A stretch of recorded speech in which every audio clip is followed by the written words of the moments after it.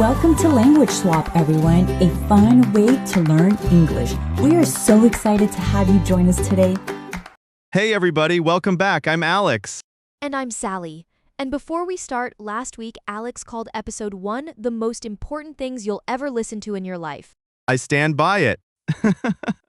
Today's episode might actually beat it because today we're talking about money, specifically how to save it without feeling like you're starving yourself. Without suffering is the key part, because most saving advice out there is basically stop having fun forever. And that never works. Nobody sticks to a plan that feels like punishment. So today we're doing this in 2 parts. I'm bringing the practical side, actual methods, actual numbers.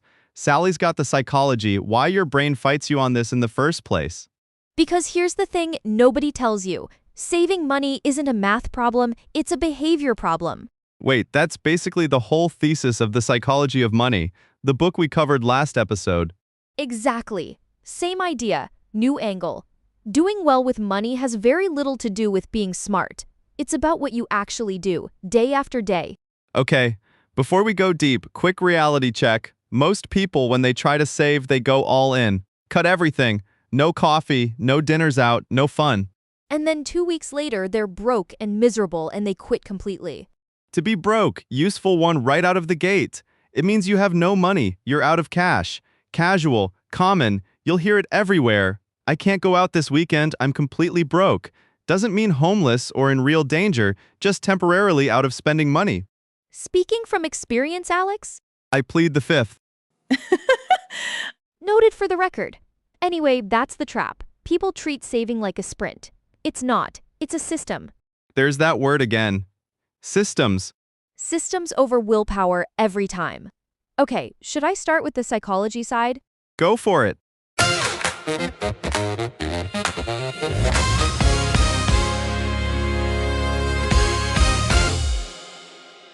So here's the first thing that's actually wild. Saving money has almost nothing to do with discipline. That sounds like something people say to make themselves feel better. Fair, but no, there's real research behind it. Your brain is wired to prefer a reward right now over a bigger reward later. It's called present bias. Spending feels good immediately. Saving pays off in a future that doesn't feel real yet. So we're not lazy, we're just fighting biology. Basically, yeah, which is why the most effective fix isn't try harder. It's removing the decision completely. Automate it. Exactly. Set up an automatic transfer on payday before the money even lands in your checking account. What you never see, you don't miss. Pay yourself first. We actually used this phrase in episode 1 with Rich Dad, Poor Dad. Same exact idea here. Money goes to savings before it goes anywhere else. And there's a deeper trick underneath that. People who think of themselves as savers save more than people who just have a savings goal. Wait, explain that. It's identity. If you say I'm trying to save more, that's a temporary project. If you say I'm a saver, that's who you are. And every time you act on it, you're confirming an identity, not just hitting a target. That's basically the identity-based habits thing from Atomic Habits. 100% the same mechanism. I'm a writer instead of I'm trying to write a book. I'm a saver instead of I'm trying to save money. Okay, that actually reframes it for me a little. Although, can I be a guy who splurges on sneakers sometimes and a saver? Asking for myself. That depends. How many sneakers are we talking about? A concerning number. Okay then, no. You're a guy with a sneaker problem who's working on it. That's a worse identity, honestly. It's a more accurate identity. There's one more piece, and this one's sneaky. Revenge spending. That sounds dramatic. What is it? It's when you restrict yourself really hard for a while. No spending. No fun. And then the second the restriction ends, you blow it all on stuff you didn't even want. Oh, like crash diets, but with money. Exactly that. You deprive yourself so hard that your brain treats spending as a reward for surviving the deprivation. It's why extreme no-spend months sometimes backfire completely. So the lesson is, don't go to zero. Right. Cut the things that don't actually matter to you, keep a little room for the things that do. Sustainable beats extreme every single time. On a budget. Let's flag that one here. It fits perfectly. It just means spending carefully because you have a limited amount of money to work with. We're traveling on a budget this year. I'm eating out less. I'm on a budget right now. Doesn't mean poor, just means intentional. And being on a budget the smart way means deciding in advance what matters to you, not just saying no to everything. Okay, last one for your half. And this is the one that genuinely surprised me when I read about it. Lifestyle inflation. Oh, I was hoping you'd let me get to this one. It's too good not to mention. Go. Okay, so this explains something that sounds completely backwards at first. Why do some lottery winners and pro athletes who earn millions end up broke a few years later? I mean, bad investments, bad luck? Sometimes, but the bigger pattern is way simpler.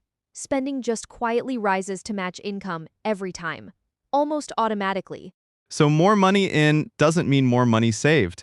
It usually means a bigger apartment, a nicer car, more takeout, more subscriptions.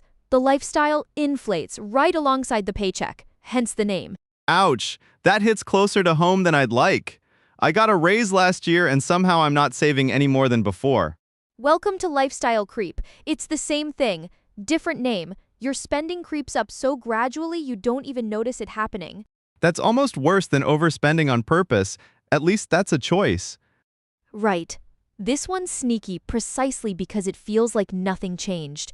You didn't make one big decision to spend more. You made 50 tiny ones. So what's the fix? Whenever your income goes up, raise, bonus, side gig, whatever, decide in advance what percentage goes straight to savings before you let your spending adjust to the new number. Pay yourself first, but for raises specifically. Exactly. Same engine, new fuel. Okay, that's my half. That was genuinely a lot more interesting than I expected going in. Low bar, but I'll take it.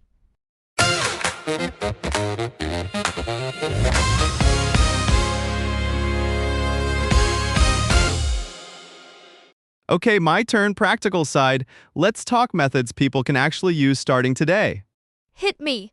First one, and it's the one financial people recommend constantly, the 50-30-20 rule. I've heard of this. Break it down. Take your income after taxes. 50% goes to needs, rent, food, bills. 30% goes to wants, the fun stuff. 20% goes straight to savings. That sounds almost too simple. That's the point. You don't track every single dollar, you just protect 3 buckets. And the 20% savings bucket, that's non-negotiable. It comes off the top, same as your automation idea. So it's the same principle, just with a formula attached. Exactly. And look, the percentages aren't sacred. If you live somewhere expensive, maybe it's 60-30-10 for now. The structure matters more than the exact numbers. What's the second one? The no-spend challenge? You pick a window, a week, a month, and you only spend on real essentials. No takeout, no random online orders, no impulse buys. To splurge, perfect spot for this one. It means spending more than you normally would on something, usually for enjoyment. I splurged on a fancy dinner for my birthday. It's not always bad. It's the occasional indulgence. The no-spend challenge is basically a month with zero splurging. Right. And here's a number that actually surprised me. About 1 in 4 people have tried some version of a no-spend challenge, and about a third of the people who try it in any given month don't finish it. That's a lot of quitting. It is, and the reason usually isn't laziness. It's that they cut too much, too fast. Same trap you just described with revenge spending. So the fix is the same. Don't go cold turkey on everything. Pick one category. Exactly. Instead of no spending at all, try no online shopping this month. Smaller, specific, actually doable. What's your third one? This one's almost too simple to count as advice, but it works. The 24 to 48-hour rule. Before any non-essential purchase over a certain amount, you wait a day or two. Just wait? Just wait, because most impulse purchases lose their pull once the initial excitement fades. You see something, you want it immediately. That's your brain reacting to novelty, not necessarily something you'll actually value in 2 days. Honestly, that's saved me money more times than I'd like to admit. Same here, although clearly not on sneakers in my case. We agreed not to bring that back up. Ha! Fine, moving on. Anyway, there's a number that puts the small stuff in perspective too. There's this classic challenge, the 52-week savings challenge. Week 1, you save $1. Week 2, $2 you keep climbing all year. That sounds tiny though. That's the trick. By week 52, you're saving $52 that week alone, and the total for the full year ends up around $1,300, from basically loose change at the start. Wait, $1,300 from $1 a week to start? From $1 a week to start. It compounds in structure, not even in interest, just in habit. Okay, that's actually a great visual for small amounts add up. And last one, separate accounts for separate goals. Instead of one big savings pile, you split it. Emergency fund here, vacation fund here, new laptop fund here. Why does that matter? It's still the same total money. Psychologically, it's not. When everything's in one account, it's easy to dip into your emergency fund for a vacation and tell yourself you'll put it back. When it's a separate account labeled vacation, you're way less likely to touch the one labeled emergency. That's actually clever. You're tricking your own brain with labels. Basically, yeah, same principle as your identity thing, just dressed up as a spreadsheet. Look at us, accidentally agreeing on something. Don't get used to it.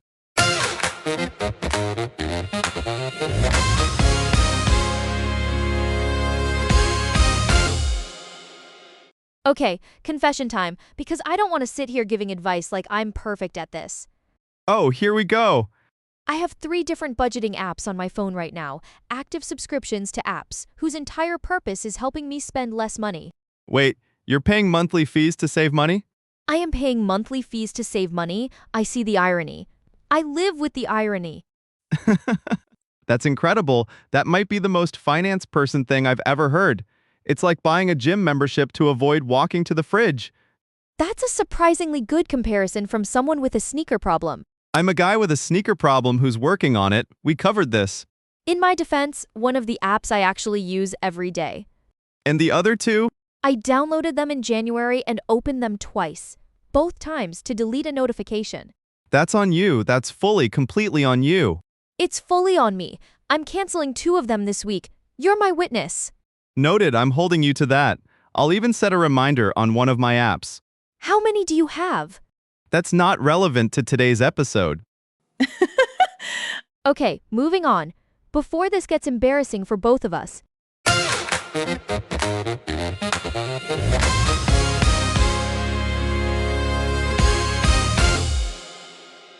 Okay, quick debate before we wrap. Someone's listening right now. Complete beginner. They can only start with one thing from today. What do they pick? That's actually hard. Give me a second. Take your time. I already know my answer. Of course you do. Okay, I'm going with the automatic transfer. Out of everything we covered, it's the only one that requires 0 ongoing willpower. You set it up once, and you're basically done. See, I'd push back on that. I'm going with the 24-hour rule. Automation handles savings, sure. But it doesn't stop you from blowing the rest of your money on impulse buys. You need both eventually, but if I had to pick just one... Okay, but that requires you to actually remember to pause every single time you want something. That's willpower with extra steps.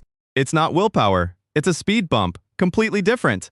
A speed bump you have to choose to drive over slowly every single time. That's willpower, Alex. Agree to disagree. We're not disagreeing. You're just wrong. Okay, for the record, if you're someone who forgets things easily, start with automation. If you're someone who spends on impulse constantly, start with the 24-hour rule. Maybe we're both right. There it is. Compromise. Growth. Don't get used to it.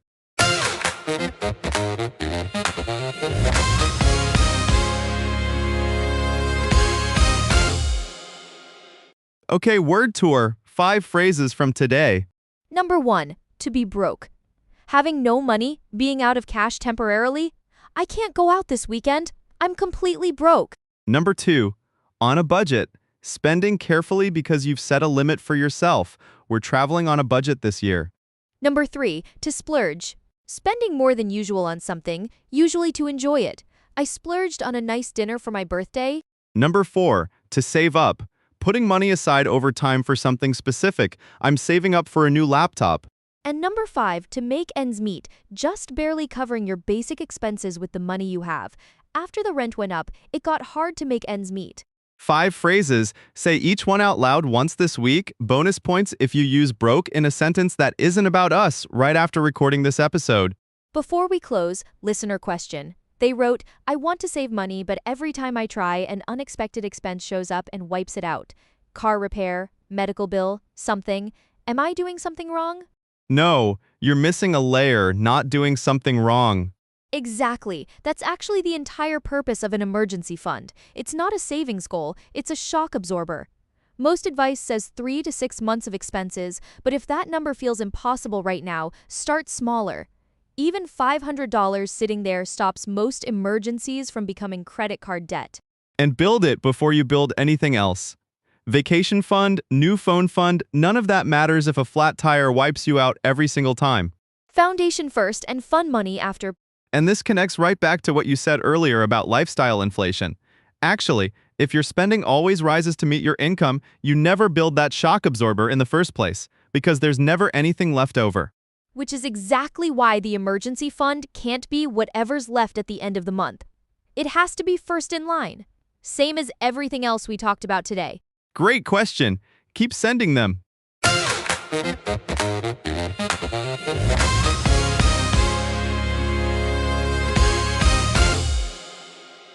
Phrase of the day, and this one ties the whole episode together. Let's hear it. To make ends meet. What's it mean exactly? Just barely covering your expenses with what you've got. Picture two ends of a rope that barely reach each other. That's the image. After the rent went up, it got hard to make ends meet. Or they're making ends meet, but there's nothing left over. And it fits today, because everything we talked about, automating savings, the 52-week challenge, separate accounts, watching out for lifestyle creep, none of it works if you're not even making ends meet yet. Exactly. Step 1 is always stability. Step 2 is building on top of it. Small systems, not big willpower. That's the whole episode in one sentence. All right, that's a wrap on today's episode. Thank you all for listening. Next week, something that affects literally everyone, whether they realize it or not: sleep. Big one. Stick around. And before then, pick one thing from today. Automate one transfer. Try one no-spend week, just one. Keep learning and keep growing. Peace, everybody. And Sally, cancel those apps. Working on it. Bye, everyone.